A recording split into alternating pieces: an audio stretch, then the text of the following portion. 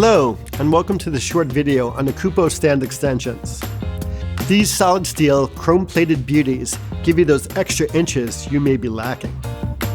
They feature a baby 5/8" receiver for mounting onto baby pins, and for the big boy combo stands, just remove the knob and slide it into the 1 1/8" junior receiver until the bolt enters a recess in the junior pin.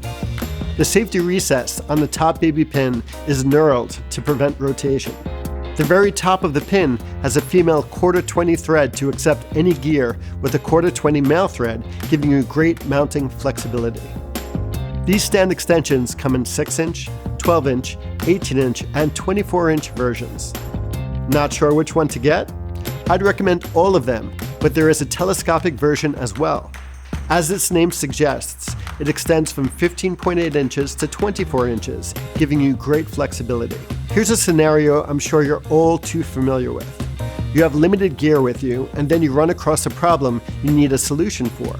You are shooting some headshots, and you can only fit a 20-inch C-stand in your smart car. I'm sure all of you have experienced this exact situation.